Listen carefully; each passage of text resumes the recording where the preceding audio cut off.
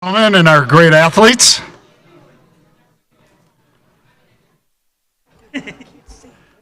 Looks like we have a full house tonight.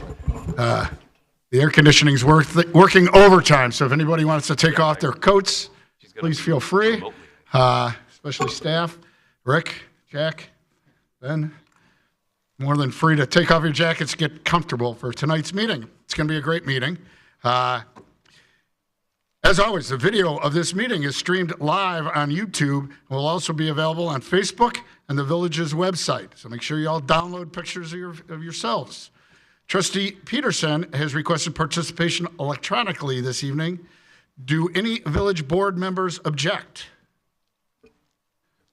Seeing none, we'll move on.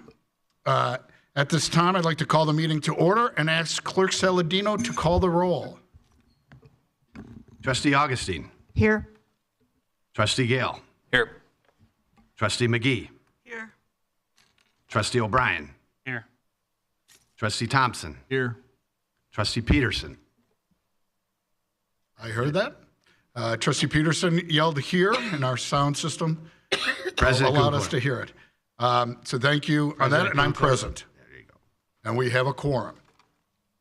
We also may have the Guinness World Book of Records for most people leading us in the Pledge of Allegiance.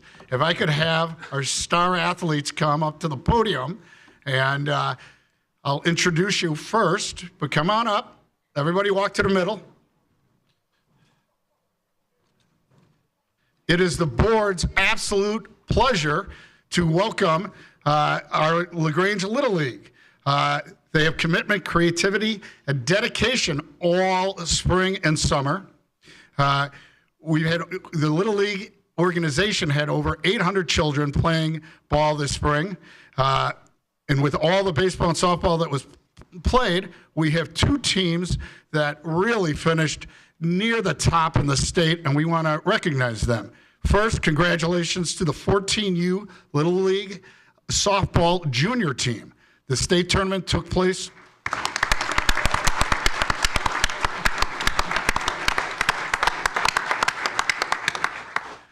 The state tournament took place in Burbank this past July, and the team battled it out and played against all the best teams in the state. And LaGrange, the women earned third place. So if we could congratulate them on that.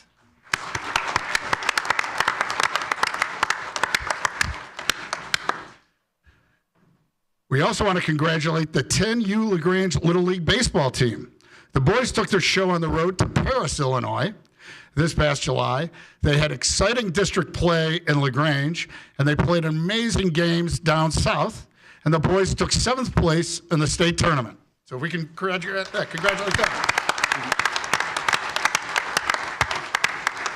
So now I'm going to ask the teams to take off their hats, to lead us as we're going to stand and lead us in a Pledge of Allegiance. And then when we're done with the Pledge of Allegiance, kind of line up in some type of fashion and introduce yourself, your name, your school that you're going to, and any other tidbits. Thanks.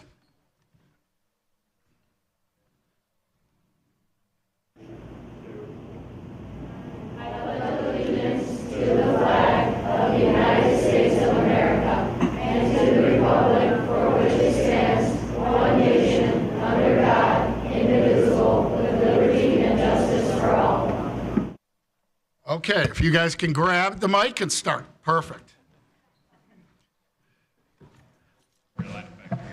Perfect. Hello. Oh. Okay, my name is Elena Bailey. I'm in 9th grade at LTHS, and my starting position for this team was shortstop. I'm Lily Kovacs. I'm a 9th grader at LT, and I'm a pitcher. I'm Meg Robinson. I go to LTM and I'm a freshman, and I'm a starting left fielder. I'm Sasha Volkman. I'm a 9th grader at LT, and I'm a pitcher. I'm Nellie Aarons. I'm an 8th grader at Park, and I'm a catcher.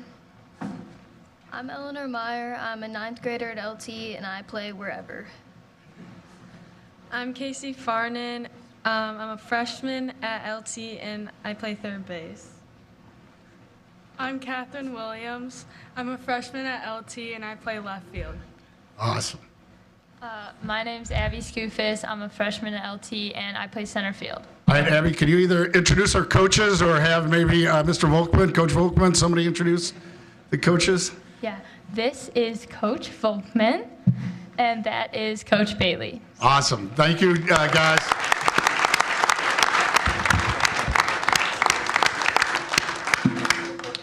My name is Braxton Howard. I'm in 5th grade at Highlands Middle School, and my starting position was third base. Awesome. My name is Jack Eater. I go to Spring Avenue, and I'm in 5th grade. I'm the starting first baseman. My name is Reese Lorenzo. I'm in 5th grade. I go to Ogden, and my starting position is shortstop. My name is Richard Molina. I'm in 5th grade at Highland, and my starting position is center field. My name is Steven Maggio. I'm a 5th grader at Spring Avenue. My starting position is second base. My name's Owen Makalinsky. I go to Spring Avenue. I'm in 5th grade. My starting position is first base. My name is Dylan Beverly. I go to Cosset. I'm a 5th grader, and my starting position was right field. I'm Charlie Barr. I go to St. John of the Cross. My starting position is third base, and I'm in 5th grade. My name is Ryder Martins. I go to Cosset. I'm a 5th grader, and my starting position was second base. Awesome. My name is Louie Lacey. I'm in 5th grade, and I go to Spring Avenue, and I'm a DH and left field. Okay, can you point your coaches? Can we get your coaches introduced? Steve Maggio, Matt Makalinsky, and Mike Lorenzo.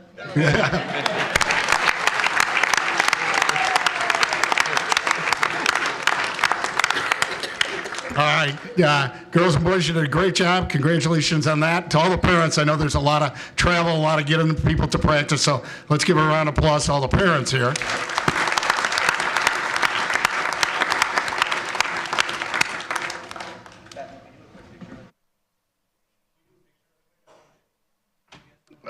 Yep, and we're going to invite everybody up for a picture. I'm not sure. Are we going to take one with the boys and one with the girls, or all together, or how? Do you want us to stand behind you guys?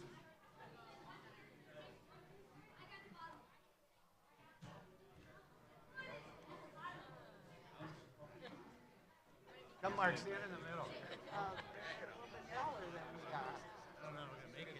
All right, you're the president. Hold on.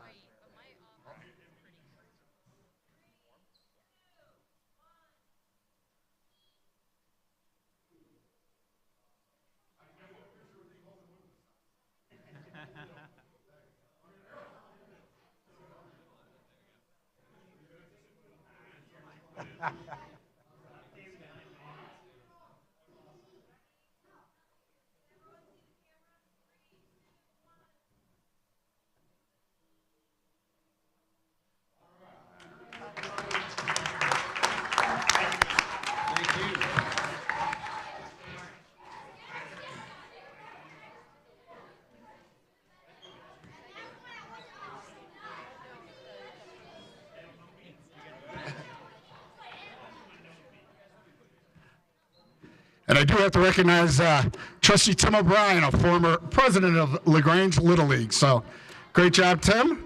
Thank you. Okay. Bring back memories? Huh? You have a flashback? I was just thinking about my son, but I forget. Yeah. Yeah. Yeah.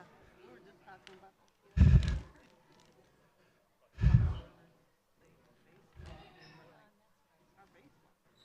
Okay, that was a lot of fun, and the fun continues with swearing in 2 police officers. So really, it's one of the greatest things that the board gets to do is when we welcome new employees, especially our first responders.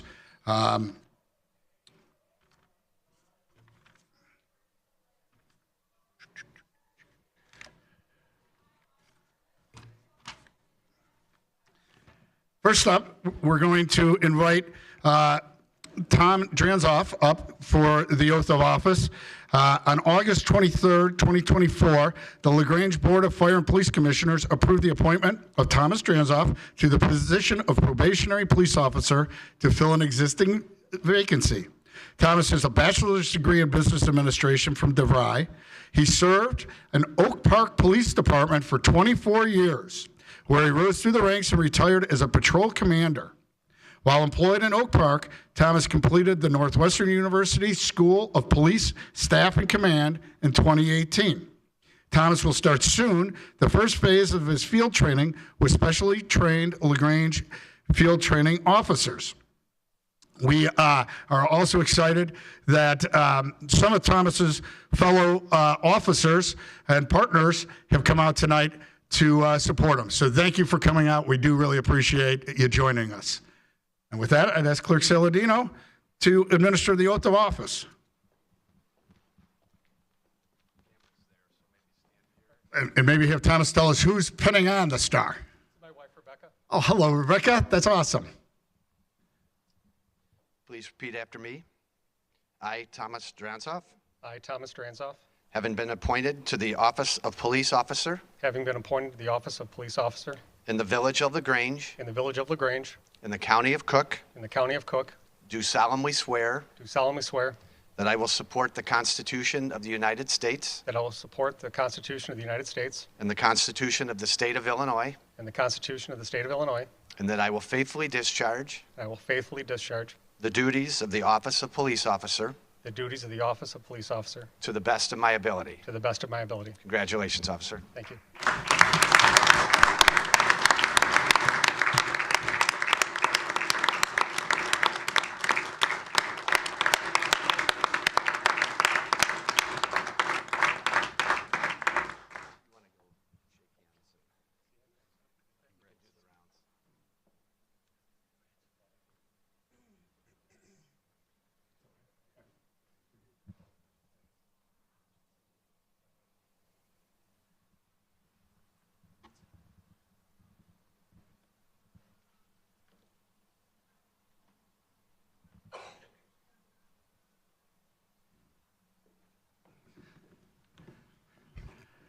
Congratulations again, and that is great to have you starting up. Next up is Brandon Olsky. On August 23rd, 2024, the LaGrange Board of Fire and Police Commissioners approved the appointment of Brandon Wolski to the position of probationary police officer to fill an existing vacancy.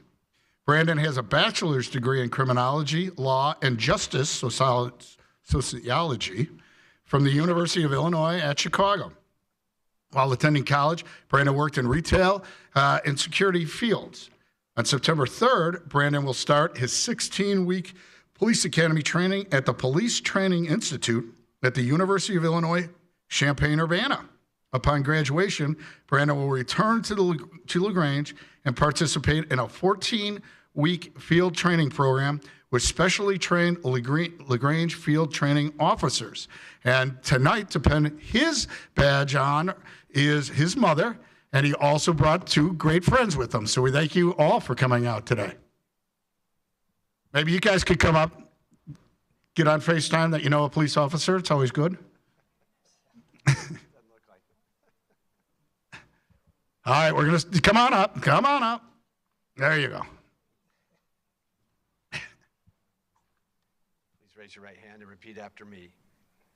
I, Brandon Wolski, I, Brandon Wolski, having been appointed to the office of police officer having been appointed to the office of police officer in the village of LaGrange, in the village of LaGrange, in the county of Cook, in the county of Cook, do solemnly swear do solemnly swear that I will support the Constitution of the United States I will support the Constitution of the United States and the Constitution of the state of Illinois, and the Constitution of the state of Illinois, and that I will faithfully discharge and I will faithfully discharge the duties of the office of police officer the duties of the office of the police officer to the best of my ability. to the best of my ability. Congratulations, officer. Thank you.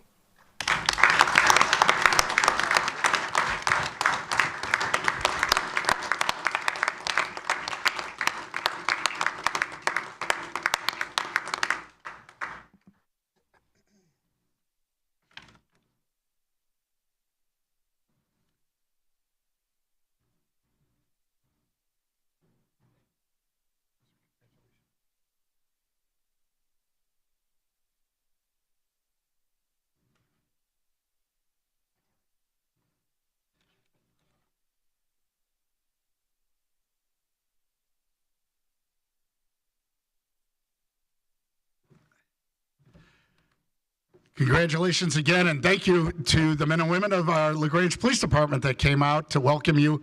We appreciate everything you do to keep us safe. You've been busy the last couple of weeks, and we do appreciate everything you've done for us. So thank you very much with regard to that.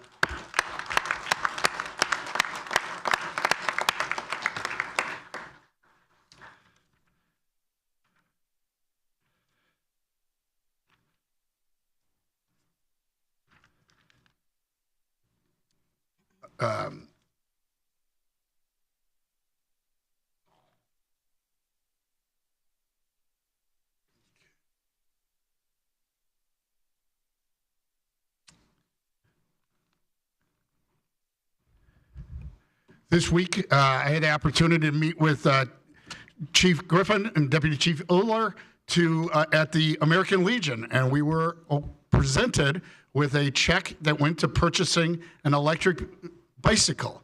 The police department now has 2 electric bicycles. You may see them around town. It's a great thing. It allows our officers to engage more in the community. It allows them to maneuver in areas where it's difficult in a squad car. We appreciate the American Legion for all that they do. The presentation last Wednesday included over a dozen charitable organizations that were receiving financial support. So again, thank you to the American Legion. Another great organization is the LaGrange Community Diversity Group.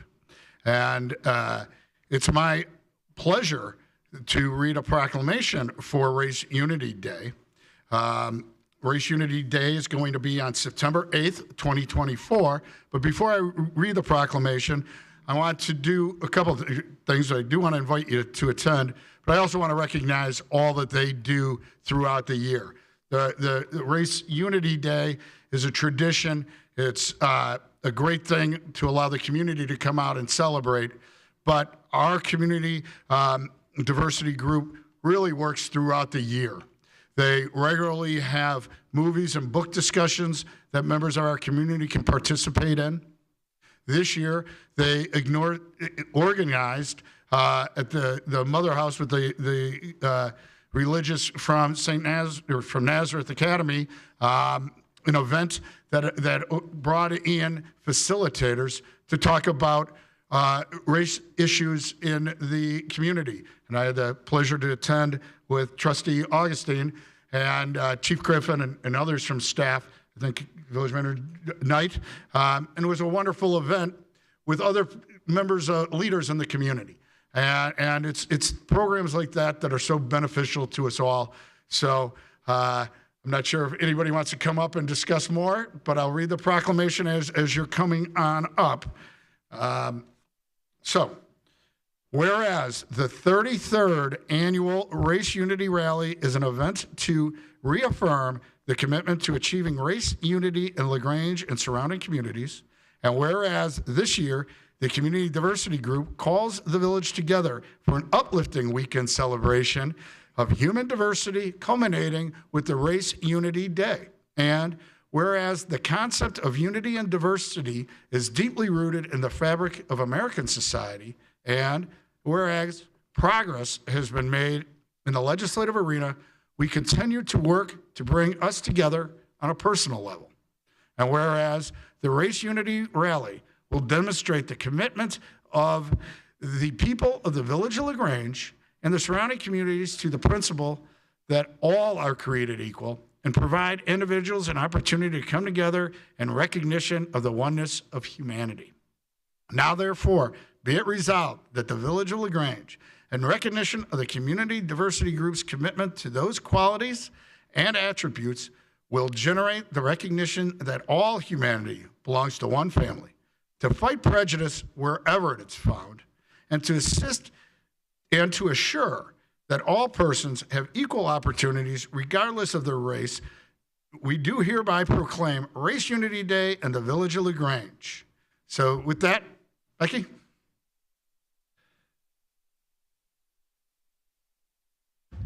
Hello, everybody.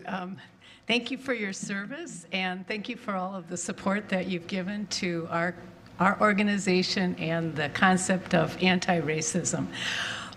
So we are having our annual Race Unity Day, and I just wanted to point out a couple of really cool things. One is that we're going to be recognizing your own Russell Davenport for the Mini Car Service Award this year. And so it'll be at Sunday, September 8th at 3 p.m. here in Village Hall. And also Kathy Pearson, who's been with the Leaders Shop for many, many years, will be recognized for our Diversity Achievement Award. Also highlighting Reverend Shawana's Caring Place Youth Choir will be present. At least that's what the flyer says. And the proclamation, we give summer scholarships to kids who ordinarily couldn't afford to go to summer camp, and some of the kids who got the scholarships will be speaking. And then we're also going to have the library, Sisters of St. Joseph, and the superintendent for District 102, among many others, I'm sure.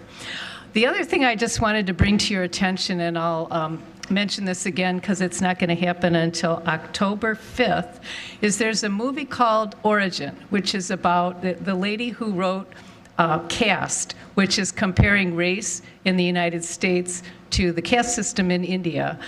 Put a movie out, Origin, which wasn't here very long. And it's very expensive to see, and you don't have much opportunity to see it and have a discussion afterwards. So we're partnering with a number of other groups to show Origin for free at the Grange Public Library on October 5th. We normally have a movie on Friday night at the library, but the library's not open on Friday night anymore, so our movie this year is going to be October 5th.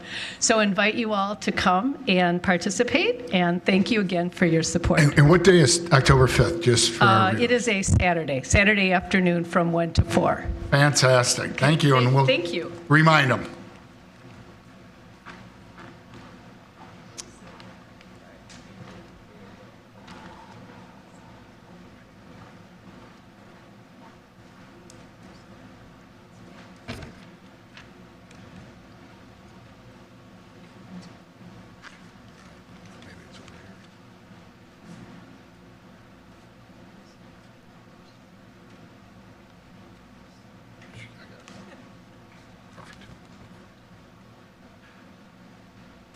As everyone here knows, LaGrange is fortunate to have so many talented and generous individuals willing to volunteer their time to serving our community.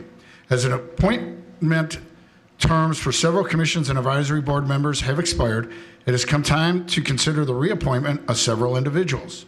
This includes the following reappointments: Tom Lovato, Board of Fire and Police Commissioners; Christopher Harry, Community Economic Development Commission; Tom Cassidy, Community Economic Development Commission; John Janowski, Community Economic Development Commission; Michael Butron, Community Economic Development Commission; James Genovecki, Community Economic Development Commission; Steve Palmer, the Community Economic Development Commission. Also for Design Review Commission, Lindsay Hansen; John Peterson for Fire Pension Board; Suzanne Mosher for Plan Commission; Dave Schwartz for Plan Commission; and John Mattern for Police Pension Board. May I have a motion to approve these reappointments and a second? I move we approve the appointments as presented. Second. Thank you, Trustee Gale and Trustee Thompson. Any discussion? Hearing none, I would ask Clerk Saladino to call the roll for a vote. Trustee Augustine. Aye. Trustee McGee. Aye. Trustee O'Brien. Aye. Trustee Peterson. Trustee Thompson. Aye. Trustee Gale. Aye. And that passes unanimously. Thank you, everybody, for serving. We do have some openings on some boards and commissions. If you would like to serve, please contact me or Village Manager Jack Knight. Our email addresses are on the village's webpage, and we'd be happy to consider you. This past week, we're happy to reopen Lot 3, the parking lot in downtown next to the Elm. The lot was resurfaced with permeable pavers and is designed to capture 37,800 gallons of water during a storm event. So again, it won't solve all of our flooding issues, but it's another example of trying to do incremental projects to come to our goal, and our goal is so that nobody in LaGrange has flooding. We want to thank the Metropolitan Water Reclamation District for participation in this project. They covered almost the amount of cost differential between what it would be for an asphalt pavement versus permeable pavers. And again, the permeable pavers do a great job retaining water, and they also look wonderful. So if you haven't seen it, take a walk by. This past weekend was the LGBA held their annual sidewalk sale. There were excellent participation by the businesses and the patrons alike, who braved warm temperatures for what was a great opportunity for the stores to showcase their great merchandise, and as well as the community to come out, support our small businesses, meet their fellow neighbors, and have a wonderful time. So thanks for everybody that did that. We know, a few kids in the audience know, it's back to school. And back to school, we want to enforce and reinforce safety first. With back to school starting up, the village has taken several steps to ensure motorists and pedestrians are safe as we fall, I guess a pun intended, into new routines. Thank you to our staff in the police department, who has done an excellent job sharing this important message through display boards and safety tips that were provided and primarily aimed at ensuring that students, pedestrians, motorists, and everyone is safe as they travel throughout LaGrange. I urge everyone to consider these tips and help contribute to the safe travel in our community. Again, I'd like to thank the police department, one of the residents, Chris Cerna, who led the charge to having Ogden Avenue a school crossing zone, Senator Mike Porfirio, and State Rep LaShawn Ford, who worked really hard last year to convince IDOT to make LaGrange Road a school crossing zone. It's really, really difficult to convince IDOT to make changes on their roads. And I know we're trying to get other changes on LaGrange Road and things. It's just so difficult. So we appreciate everyone's work that allowed that to be successful. Hopefully every resident last week received a flyer in their mailbox with information on the village's backflow prevention program, as well as overhead storm sewers. The program is aimed at helping homeowners protect against sewer system surges. This program offers 50% reimbursement of the costs associated with installing overhead sewers or check valves, and the funds are still available for the program. We received a large grant from Cook County for this program, so really this is going to be the time to do it. It's going to expire. When those county grant funds expire, we're going to end the program. And so there's a lot of the funds available. We really want to encourage anybody that's thinking about taking a step to prevent their basement from flooding to really think hard about that. You can always call Department of Public Works. Director Colby would be happy to answer any questions, or maybe Russell Davenport or whoever he delegates to best be in that position. But I know that they're there to help and can answer questions, can really explain why it's beneficial to make that investment. And again, there's more information on our webpage. With that, I would ask if Manager Knight has anything on the manager's report. There is, and thank you, President Kukler. Good evening, everyone.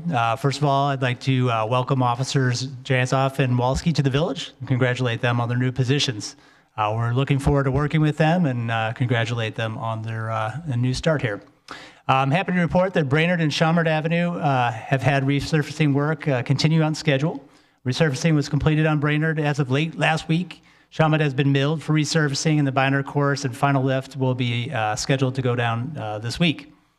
The repouring of select sidewalk scars and pavement striping are also planned for the week. As always, we appreciate everyone's hard work on completing this project, as well as the patience of those that need to navigate to and from school or various destinations in the village. Item 8 under the village's manager's report is updates to Title III of the Village Code. This is part of the village's significant effort in comprehensively updating the village code. Tonight, proposed updates to Title III have been prepared for the village board's consideration. Those updates have been reviewed by the village's consultant, staff, and village attorneys, and now presented to the village board for consideration. Just to refamiliarize everybody, as has been the village's practice, attachments have been included in the materials. The first is a table listing more substantive changes and an accompanying explanation. With this table, you'll find an account of proposed changes along with a brief notation. Overall, the proposed updates to Title III include clarifying language to ensure ease of understanding and a realignment of some provisions with village practice. It includes a change in the approval of scavengers licenses by the village manager as their designee. It includes state law incorporated for administration regarding sewer accounts, service pipes and connection mains, backflow prevention devices, and plumbing fixtures. Unnecessary provisions such as those related to water wells, which are not allowed, are also stricken. There's also a clean copy as one of the attachments to Title III included as well. Staff is prepared to capture the thoughts and input of the village board on these proposed changes, which will then be incorporated into a final draft that will be presented to the board sometime this fall. President Kukla, that concludes my report, and we're happy to take any input from the board at this time. Well, thank you very much, Village Manager Knight. This is number 3 of how many are there total? As of this time, there are 7 titles, so we are making significant progress. Significant progress, almost halfway, but that's wonderful. I know it's a lot of hard work. I know it's a lot of hard work for administration, community development, legal, and we appreciate your hard efforts. I'm going to open it up to the Board of Trustees. However, first, I wanted to start with one of the changes I had concerns with, which is under the private scavenger moving the, I guess, responsibility for the licensing from the board to the village manager or designee. And if somebody can explain the impetus for that.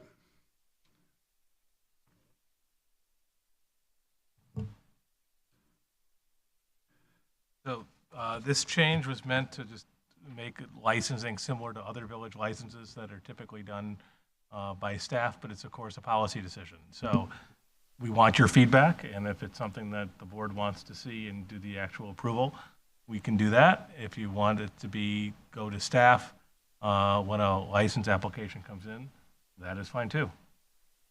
So quick clarification, that is just for private. So if I have a 4 flat or I have a business, that contractor gets a license. So the general bid we do for Flood Brothers or their replacement is still controlled by the village board. Yeah, so it has nothing to do with the contract that we do for, for the majority of pickup in the village, for single family homes and others that are served by the village by Flood Brothers through the village contract. That is not what we're talking about. Okay. So that's not a licensure issue. That's a bidding and a contract issue that we address, and that is one that this board is and does and will approve in the future. Just asking. Thank you, President Kukler. I don't believe I can recall a time when we voted on yay or nay on any of these new businesses applying to be approved by the village as a private scavenger. I think it makes a lot of sense to have that be at the high up staff level. And again, because it's very different than a bid or something for our village government. So I think that makes sense to continue doing it the way we have been doing it, unless someone sees a problem with that process. I think we do it already we approve contractors in general, right? If someone wants to get a plumber to work on their home, they have to be approved by the village, correct? So as long as we're applying some standards to that and continuing on, I feel like it falls into that category. Correct me if I'm wrong. Thank you, Trustee Augustine. Any other comments? Trustee Peterson, we can't see if you have any comments, so I don't know if you do or not. You're just going to have to yell if you do want to comment, I guess.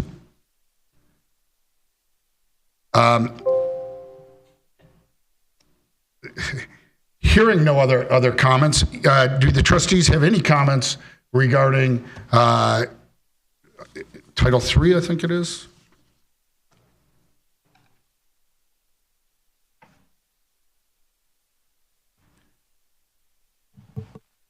Okay, does staff need any more direction? No, that'd be sufficient for tonight. Okay. Thank you again for all your hard work on that. It is appreciated. And again, thanks to all the departments that worked on that. I'm sorry, Trustee Peterson, were you saying something?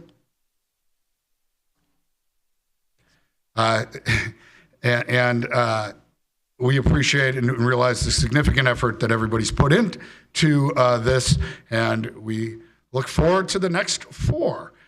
Village Clerk Saladino, at this time I'd request that you read the items under the consent agenda, followed by current business. Matters on the consent agenda will be considered by a single motion and vote because they already have been considered fully by the board at a previous meeting or have been determined to be of a routine nature. Any member of the Board of Trustees may request that an item be moved from the consent agenda to current business for separate consideration. Item A, an ordinance amending Chapter 111 of the LaGrange Code of Ordinances regarding Class H liquor licenses. Item B, a resolution approving an amendment to the intergovernmental agreement between the Village of LaGrange and Cook County Commuter Rail Division of the Regional Transportation Authority for operation and maintenance of a commuter station facility. Item C, an ordinance authorizing the village manager to dispose of a village vehicle. Item D, July 22nd, 2024, a consolidated voucher. Item E, August 12th, 2024, consolidated voucher. Item F, August 26, 2024, consolidated voucher. And item G, minutes of the Village of LaGrange Board of Trustees meeting Monday, July 8th, 2024. Under current business, this agenda item includes considerations of a matter being presented to the Board of Trustees for action. Item A, a resolution waiving bidding and approving the purchase of a Pierce Saber pumper from McQueen Equipment, LLC. Thank you, Clerk Saladino. And at this time, I'm just going to ask that item A under current business or under the consent be moved to current business because the owner of Water Lemon's here, and we'll invite her up in 1 minute to talk a little bit about her business. So on that, I would entertain a motion on the remaining items of the consent agenda. I move we approve the items on the consent agenda B through G. Second. Thank you, trustees. With that, any comment on the consent agenda? President Kukler, as previously stated, I recuse myself from voting on any agenda items related to the village prosecutor. Thank you. Any other comments? Trustee Gale. Thank you, Mr. President. Just a clarification item for the meeting minutes, which is item G. The first, so this would be on page 176, the very top. This is where we were discussing the previous edits to the village code. And Trustee Augustine had just been discussing changes. Both myself and Trustee Peterson also expressed some concerns about switching from the board to the manager's authority for hiring of certain positions. I just wanted that reflected in the minutes. Okay, that was page 176, yeah, 209. Right. Okay. That's just like a sentence of, Trustee Augustine stated that in consideration. No, not that one. No, Trustee Augustine asked why a change was proposed. So then just be. And do you want to, Trustee Gale Augustine asked why a change was proposed where the department heads can now be hired, terminated by the village manager alone, taking power away from the village board. And Trustee Peterson and Trustee Gale expressed also similar concerns. Okay, if we could make that change.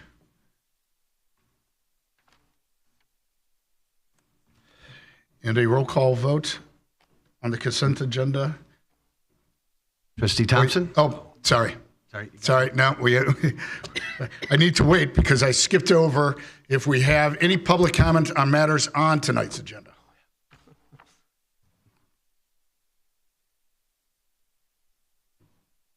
Sorry about that. So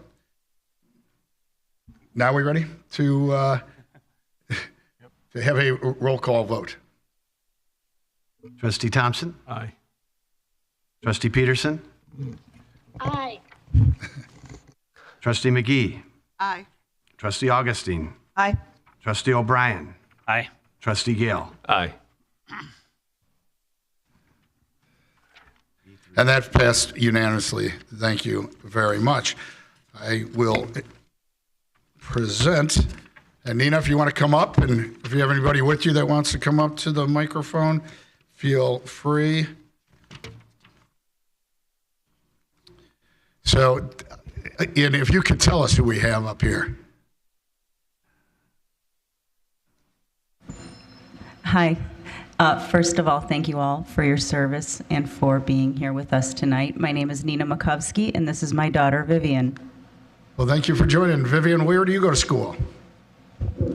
I go to Blythe in Riverside. Awesome. And what grade are you? Third. All right, well, you have to come back sometime and lead us in the Pledge of Allegiance, all right? Can you do that? Thank you. Earlier today, the Liquor Commission had the opportunity to meet and discuss amending Chapter 111 of the LaGrange Code of Ordinances regarding Class H liquor license, which Water Lemon has. This would allow the BYO events that Water Lemon has on the weekends to be supervised by individuals at least 18 years of age. We asked some questions. We received great answers to all of our questions. And I would ask for a motion for approval of amending the liquor license. A motion to approve. Second. Thank you, Trustee Augustine. Trustee Gale. With that, Nina, if you could just tell us and the people at home, more importantly, a little bit about what Water Lemon does and what you're looking for the next year or so. So Water Lemon has been in business for a little over 5.5 years now. I'm quite proud of that. Somehow, through the grace of God, sustained through COVID, and we're here and thriving. We are a indoor play space for children 5 and younger, Monday through Friday, and on the weekends we are a party venue for children. There's also a retail component to Water Lemon, a little boutique, if you will, where we sell clothing, party goods, gifts, stuffed animals, things like that. And thank you, Nina. And Water Lemon is a great retail space and party space in LaGrange. We know that a lot of our young residents have a blast there and really enjoy it. And just as importantly, people really come from all over, not only even the greater Cook County, but really from DuPage and Lake County, Indiana. The draw into Water Lemon is huge. We appreciate your investment in LaGrange, and thanks for everything you do. Thank you. With that, I would ask Coach Saladino for a roll call vote. Trustee Thompson? Aye. Trustee O'Brien? Aye. Trustee McGee? Aye. Trustee Peterson? Trustee Peterson? Heard it. Trustee Gale? Aye. Trustee Augustine? Aye. And that passes unanimously, so it is effective immediately. So thank you again for all your work. Thank you. And then moving on to our current business.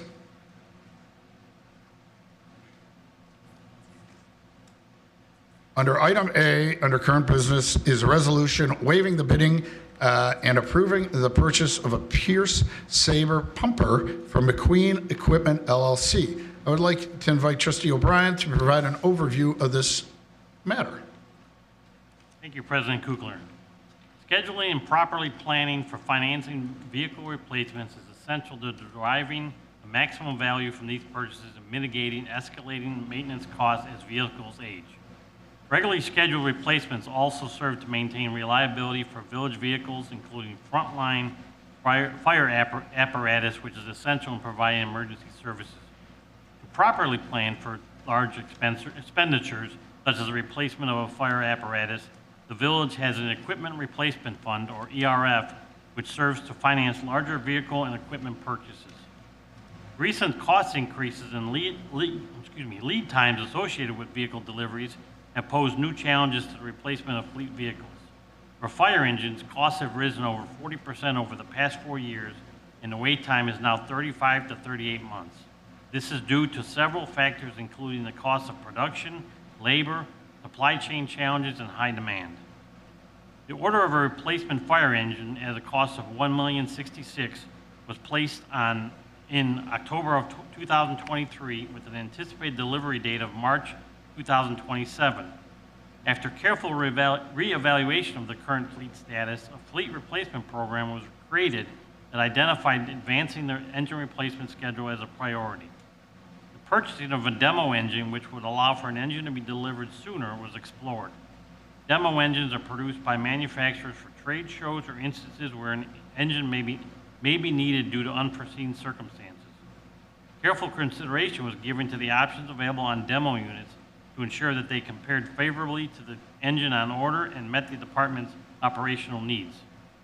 Chief Rita successfully identified an available demo unit, a Pierce Saber pumper, that is better suited to the department's operational needs than the engine on order. If ordered, the engine would be scheduled to be delivered between March and July of 2025 and would cost $953,454, with the recommended prepay option representing a savings of $113,146, and delivery nearly 2 years earlier as compared to the engine on order. Approval of the purchase of the demo unit will replace the order for the engine ordered in 2023. As this adjustment represents the advantage of procuring an engine sooner, significant savings within the ERF fund, and better meets the operational needs of the department, the purchase of the Pierce Saber pumper from McQueen Equipment LLC is recommended. Funds exist in the Equipment Replacement Fund, or ERF, for this purchase. A budget amendment will be required to reflect the purchase in the current budget year and the rebudgeting of funds programmed in fiscal year 2026 through 2027 for the ordered engine. I'd like to move to approve the proposed resolution waiving bidding and approving the purchase of the Pierce Saber pumper from McQueen Equipment LLC. Thank you, Trustee O'Brien. And a second? Second. Thank you, Trustee Gale. Any trustee comments? Trustee Thompson. Just one question. So I know we put in an order for the original pumper last year. Is there any penalty for canceling that order now that we're not going to take delivery on it, or? No. I'd like to just kind of touch on that, and it's a great question. The contract provided a 10% cancellation fee, which obviously in a 1.2 plus fire truck would be $120,000. But Chief Rita, and he obviously didn't want to brag, really negotiated hard. They were kicking and screaming, wanted it, maybe at least $50,000, but he kept fighting back and negotiating on behalf of our village. And I think, making sure that they understood it's really the residents, it's our department, and was very, very successful and got the fee waived. So it's really Chief Rita that accomplished that and truly saved the village somewhere between $50,000 and $120,000. Thank you very much. Appreciate that. Nice. Thank you. Any other, Trustee Oisley? Yes. Thank you, Chief, for taking care of this, and staff and everyone who would have helped out on this. This is pretty amazing, and it's a great cost savings, so no small feat. Just curious, it's a demo. I mean, it's the exact same, it's a regular, compares exact to the other model that it would not be considered a demo. It's not exact, but so we got lucky where it was at. It's more or less where we got in the production slot. So a lot of demos, like I said in the memo, are built for trades so people can go to the trade shows or show them off there. This one actually is not started production. It's got its slot, so it's slated for production soon. So I like it's more of a semi-custom. So we lucked out there as well, and it's we added a few things that we were able to do that wasn't on the originally ordered one that will more suit our operational needs. So overall, I think it's overall it's a win. So, but we'd like to call it a semi-custom, I guess. Okay, great. And what's the life expectancy? What can we hope for on a vehicle like this? We're hoping, frontline 10 to 12 years. They recommend, and this is where, with this fleet replacement program that we put together, it's all in there as far as that goes in NFPA standards. But typically, it's 8 to 10 years for frontline service, 15 years then, you keep it in reserve for another 5 to 7, and then look at replacing it after 15. You can go a little bit longer if the maintenance is there and the miles are down. There's different factors, but we're hoping at least 15, 20 years for that. And then with us buying it sooner rather than later, we also can expedite the overall replacement program. Okay. And another reason for some of the delays is we've got, Pierce and like 1 or 2 other manufacturers of fire trucks, so we don't have a lot to choose from. In the demo, yeah, it's a little bit. Or at all, right? I guess there's not too many people making fire trucks, or are there? There's several vendors, but again, I think we did our due diligence in looking at all of them. This provided, I think, the best opportunity based on our situation overall. But yeah, I mean, overall, there's not a lot of demos floating around out there. So, and then build time is around the same for all of them. Some are a little bit longer. So, again, from the perspective of when we're receiving it, I think it's a win. Yeah, great job. Thanks. You're welcome. And then, Chief, part of this, we currently have 3 fire trucks. We're going to be getting rid of The oldest one, which is 33 years old. So we'll be able to dispose of that one. And what about one of the other 2? As that comes closer, we'll evaluate. Village Manager Knight shared with us a scoring, basically criteria for replacement program as part of the replacement program. So we're in the process of going through that. We have those numbers. As we get delivery of this vehicle, we'll kind of make a decision based on what we're seeing through the rest of this year or into next with the arrival of that one and make a determination. But yeah, we'll be able to replace one of the other 2 as well. Okay. And then the way, in a perfect world, this would work is our new fire truck would be responding to all the calls. The one in reserve would be the backup in case the new fire truck is being serviced. Correct. And in a perfect world for the village like LaGrange, we would get 10 to 12 years of frontline service out of the truck, get a new truck, order it years ahead of time or whatever it's going to take in that time, and this new truck would then be the reserved, and obviously we would need it to last 10 or 12 years in a reserve fashion because we would want, again, that'll be a long time from now, but the truck to be rolling for 10 to 12 years or maybe even more. So any other questions on the fire truck? Great job, and then a roll call vote on that. Trustee Thompson. Aye. Trustee Peterson. Gotcha. Trustee McGee. Aye. Trustee Augustine. Aye. Trustee Gale. Aye. And Trustee O'Brien. Aye. And that matter passes unanimously. Thank you again for your hard work. At this time, I would like to open it up for public comments regarding matters not on tonight's agenda.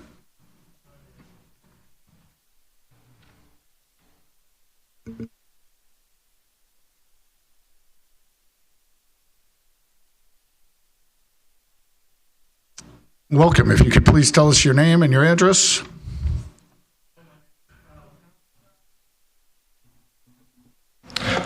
Hello, my name is Kyle Comstock. I live at 1917 West 55th Street, LaGrange, Highlands. I am here to talk to you about a certain issue that I've had to deal with several different communities.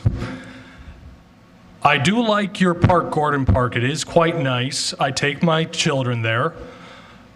You do have bathrooms there that have running water and electricity, so that's a lot of infrastructure. That's pretty good. You put in gender-neutral bathrooms as well, which is quite nice to do something like that for people. However, you in other communities have forgotten about those that are cannot speak for themselves. My son wears diapers. There is no baby changing table in either of the bathrooms. Unfortunately, there is no building code for me to enforce on people to make this change. I have a petition with over 100 people that have signed to make it a building code. I do feel that it is reasonable for baby changing tables to be anywhere where there's a family-friendly restaurant or any other place where children are supposed to be, especially children that wear diapers. So medical office buildings and park districts. I've had these problems in Hinsdale and Hodgkins as well. With that said, I hope that you're willing to make the change. I did call over a year ago and talk to people in your public works. I still have the voicemail. They told me they would get to it, but that was over a year ago. The YouTube video on installing a baby changing table is about 6 minutes long. I'm willing to bet that that piece of plastic runs around $100. That was nice that you were able to save the community that money. I was wondering if maybe we could spare some of that for a baby changing table. Thank you for coming out, Mr. Komsak. We appreciate you coming out tonight and sharing your concerns. We also are happy that you're using the parks. The way we're organized and structured legally, the park district is a separate body. So we can't put in and make changes to their facility. But what we can do, and I can assure you we will do, is Village Manager Knight will call the park district superintendent and tell him that you came out tonight and would ask that they look to installing changing stations in their facilities. I know that the park district is going to referendum. They're trying to find out things that people want, and that seems like a reasonable thing to me, so I'm sure they'll at least consider it. All right, thank you for your time and your patience. I do appreciate it. I believe the most important right is your right to freedom of speech, so I do appreciate you letting me exercise that right now. Absolutely. It's one of the great things about small towns is people can come up and people hear them. So thank you for coming.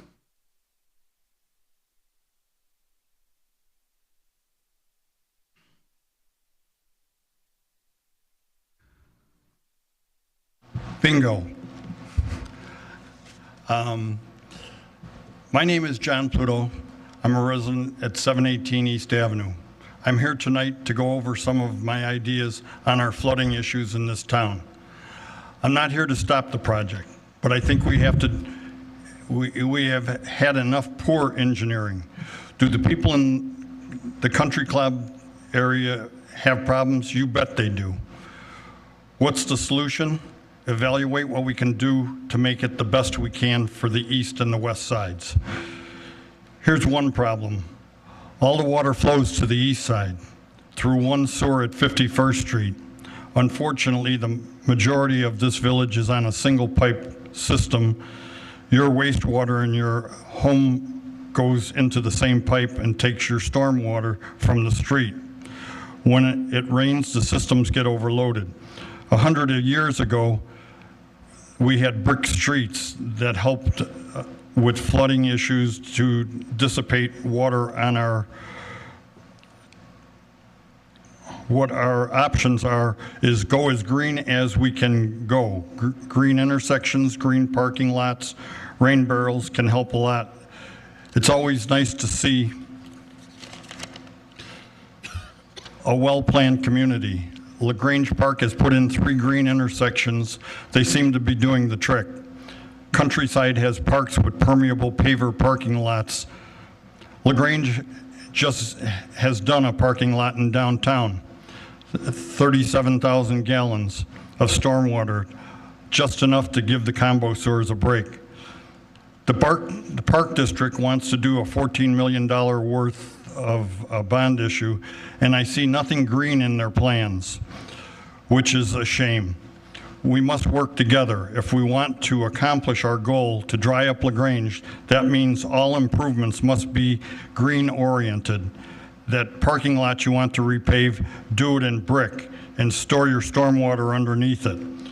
Drainage is the first thing we need to have done in these parks and done correctly. Moving a basketball court over where a volleyball court was isn't going to solve our flooding issues, and it's going to make it worse. Some of my ideas are, let's get to the root of the problem. In the 1970s, a lot of government mandates came out to clean up our environment. Along with that came the deep tunnel project, which helped all the small towns around us with their flooding issues. Without that project, we'd be doomed. The one major problem is deep tunnel is not done, and we won't be done till 2029. They are presently working on an additional 7 billion gallon storage reservoir due west of us, known as the sludge ponds, but by the Stevenson Expressway. When that happens, our combined sewer flows can have their restrictors readjusted, so our system will not be apt to flood us out. There's one point I was thinking about, and it was the old 54-inch sewer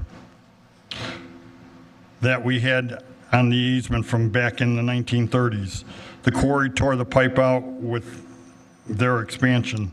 That was a major blow to this village. However, my question is, why wasn't the 51st Street storm sewer hooked back up into the pipe in 1984? It was a storm sewer, and it met EPA criteria. No longer a combination sewer.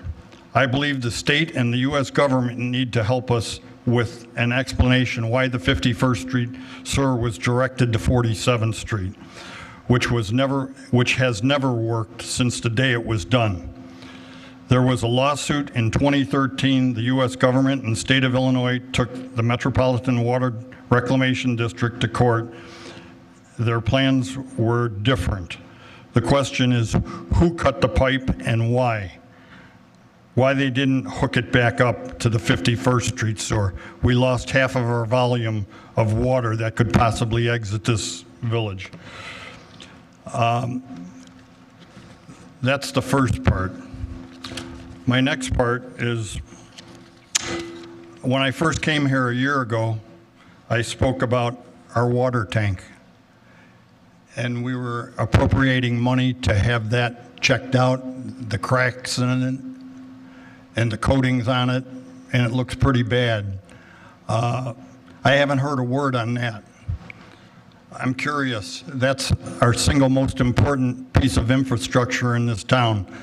If we lose that tank to premature tank malfunction, where are we going to get a couple $1 million to replace it, and where are we going to put it? We're still talking about this flooding issue. Do we send emails to the state when East Avenue is flooded and closed?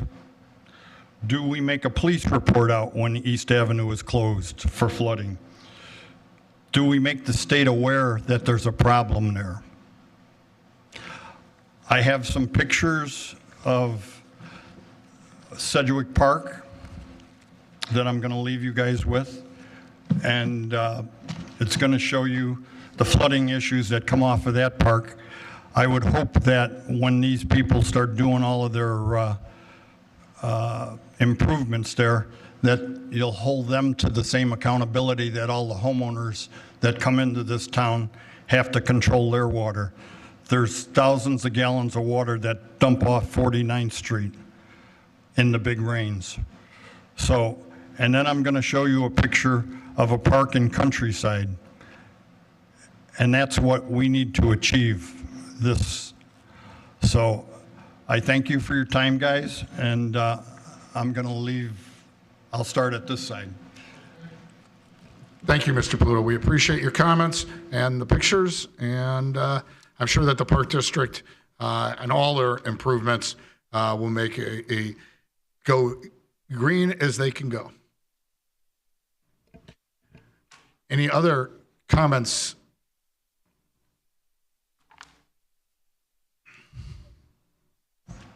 Hi, everyone. Laura West, 140 Sunset. Great to see everybody. I hope you had a nice rest of your summer. The last meeting, I believe June 24th, Senator Porfirio made the exciting announcement of $2 million in flooding, $2 million to go towards flood relief projects, storm mitigation, stormwater projects. And on July 10th, there was the even more exciting to me press release from the village describing that funding going towards the project at LT Westfield. So I just was wondering if there was any update on support from the school, additional funding sources, MWRD, timelines. Obviously, a terribly ravaged, worst area of the village, objectively, not just my opinion. And I'm just very excited and encouraged that we can find some solutions within our village, and thankful for all the work that everyone has done. And no need to back and forth, but if there are updates, I always look forward to hearing them. And thank you all so much. Thank you, Ms. West, for coming out. Village Manager Knight and I did meet recently with the MWRD. That is one of the projects that we talked about. We want to make sure that the MWRD knows it's a priority for the village. The MWRD is in the process of scoring different projects. So Director Colby is working with them to try to make sure that that scores. It's probably a $7 million project, and we're $2 million there, which is great, but it leaves $5 million still to go. So we're going to need the MWRD's help, financial assistance. It'd be great if they came in and paid for half. And it would be great if we could get some money in addition from the federal government and maybe even the county. So we'll continue to push every button we can to try to move that project forward. Thanks so much. Thank you.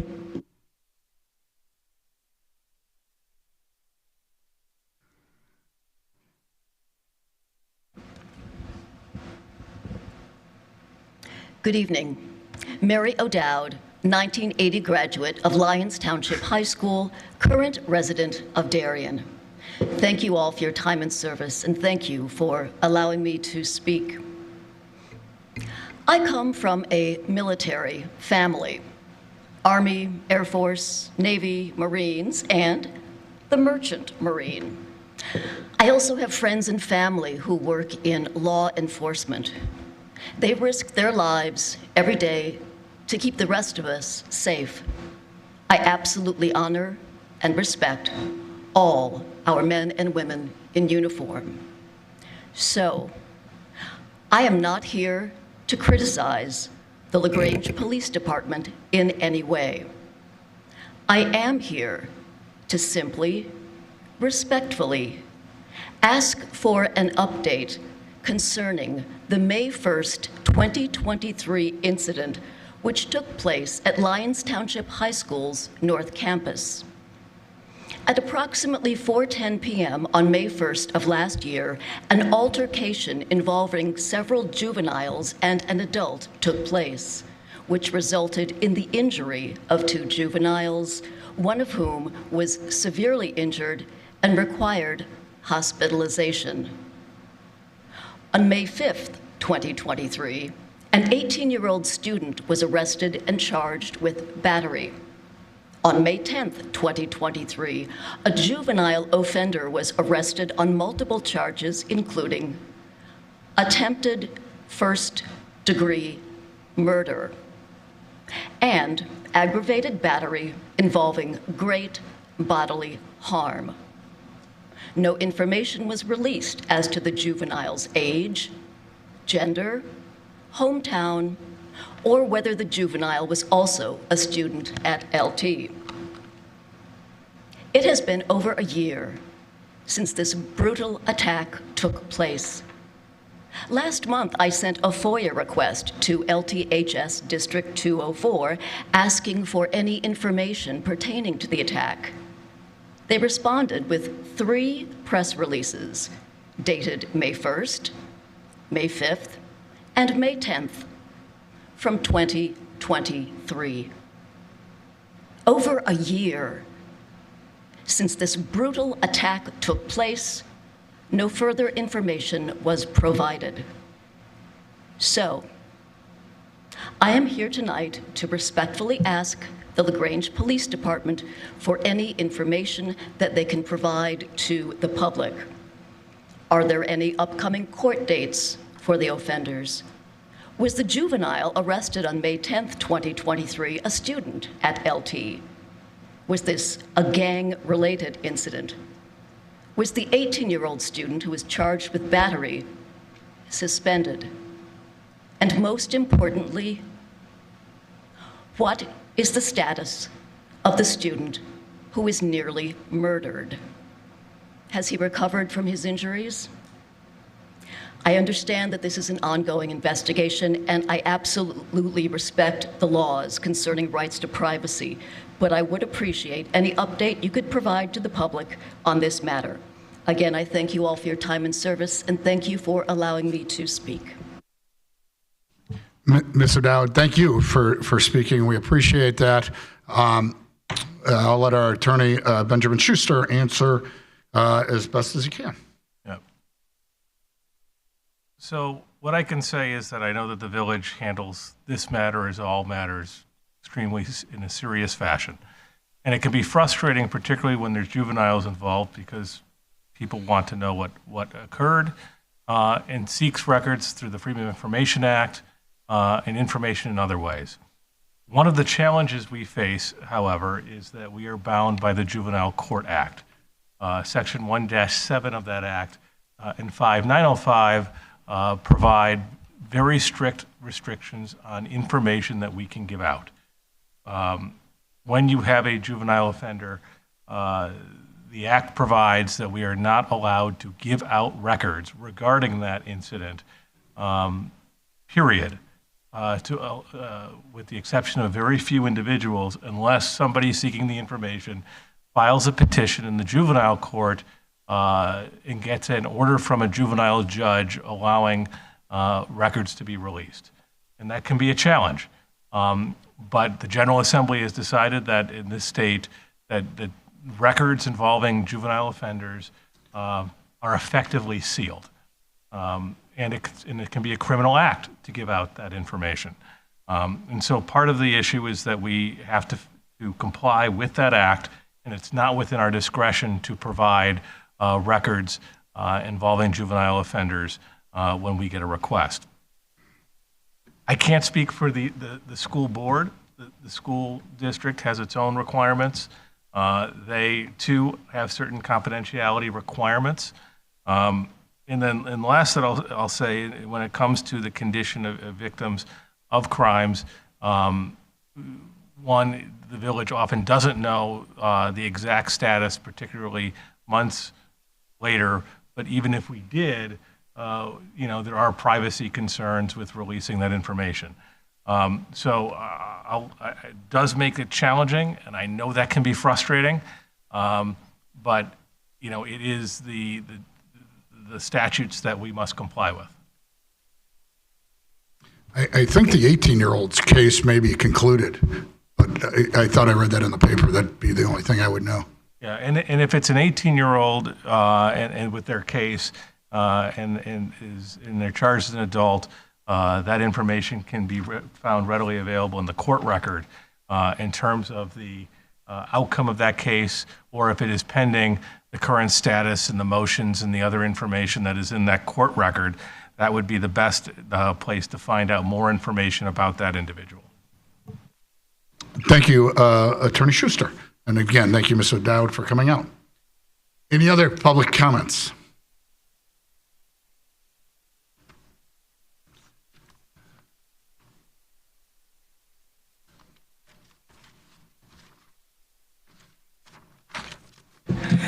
My name is Charles Gilbert. I live at 103 Sawyer Avenue. What I'm inquiring about is the homeless shelter on East Avenue in Ogden. We've been trying to help someone obtain residency in a homeless shelter for about a month. And he's saying we contact the homeless shelter, we get different answers. One time they told us that they have a monitor who monitors people and for a year before they can enter the homeless shelter, which I don't know if it's true or not or whatever. But anyway, the person is currently living in his van in back of Walmart in Hodgkins. and he's been there for about going on 2 months. And we're just trying to get somebody to enter him into the program. He was entered in the program, I think, about a year ago, and currently they lost their paperwork or whatever on him. But then also they referred him to go to office in Argo. He's been there 2 times. He's got a voucher for $400 currently. That's all he's got. But our contact with we sent an email, I think it was to the director about a week ago, and we haven't gotten a response. And I'd like to have some type of response to what's going on. Charles, can you give me your last name again? Gilbert, Gilbert.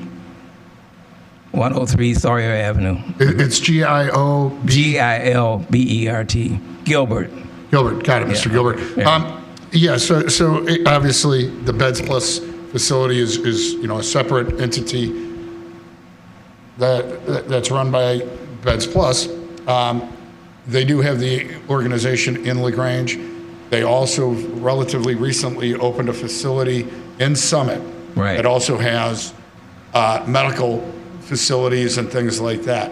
So that they would refer this individual to Summit I think that may be the proper answer. However, I'll be happy to send them an email and say that you inquired and to expect that you'd follow up with them to see whatever the best resources are for this individual. Okay. Well, he's been to Argo 2 times. They referred him to go to Argo, and he's got a voucher currently for like $400, but that's it. I'm sorry, he's been to Argo 2 times and what? Yeah, he's got a voucher for $400. That's all he's gotten. Yeah, a voucher for $400. Yes, I'm sorry that that's not sufficient. Again, I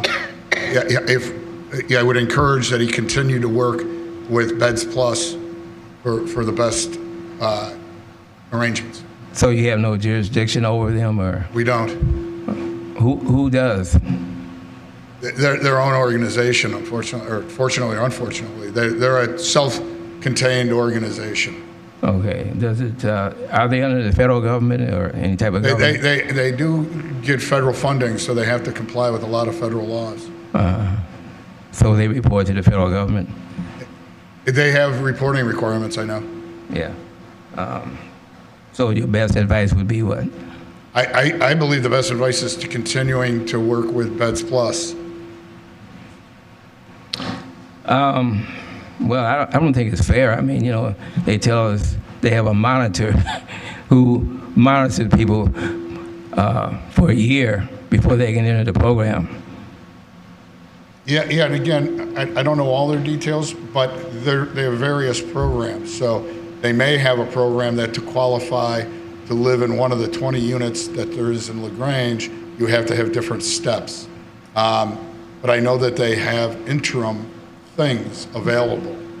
And that's why, whatever the rules are, he's going to have to comply with the rules. But assuming he does so, I think they will provide him with the best shelter opportunities in the western suburbs. Well, I know a lady that moved here from Minnesota, and she was here a week and she got in the program. And this person I'm talking about, he lives in he lives in the Grange. Like I said, he's currently living in the back of Walmart in his van. And they're not dispersing the program equally, which is obvious. This lady, she lived with a friend of mine, so I know her personally. She was here not even a week, and they put her in the program. Not back and forth to Argo. I understand. So who do I contact at Beds to get it resolved? Aaron, I think, is probably your best contact. Who? Aaron? I'll talk to you, when we're done. How about that? Yeah, okay. I'll get your I know contact it's not a big problem, but... I'll get your contact information. We're going to finish this meeting in a few minutes. Okay, all right, okay. Thank you. Thank you. Okay.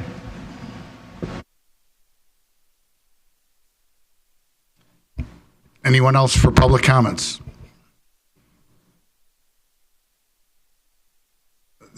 Seeing none, any trustee comments? Trustee Thompson. Good evening. Thank you, President Kukler. There was a note on NBC News today. I thought it was worth mentioning again. The federal flood program expires September 30th. As of yet, it has not been renewed. Back when we had the flood meeting at Lyons Township, Congressman Casson said that he and Congressman Garcia had been working very hard to get this renewed, but obviously it's gotten tied up in the quagmire of Washington, D.C. But the one thing that the article noted today is that if your flood insurance is expiring between now and September 30th, that you should immediately get that renewal done quickly before the program ends. If you're covered, you will be covered.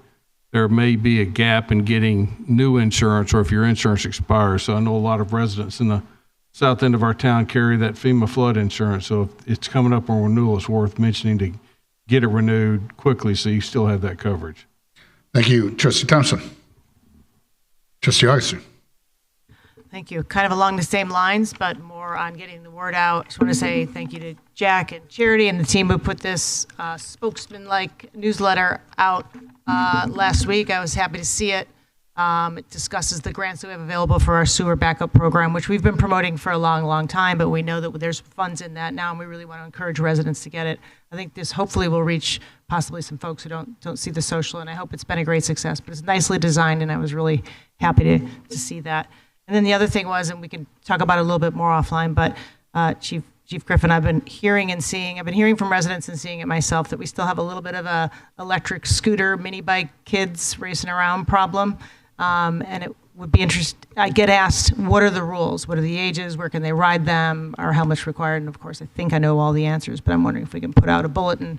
Summer's still going on, but schools are starting. And a couple of neighbors have seen some really dangerous things happening with kids who are taking off their helmets or just don't have helmets. And I think if the parents knew what the requirements were, they might have an easier time telling the kids to do so, which is staying off the streets or, wearing a helmet or what age you have to be to ride it. So I just want to kind of put that out there and see if we can kind of spin up some new information about that, because it can be pretty problematic.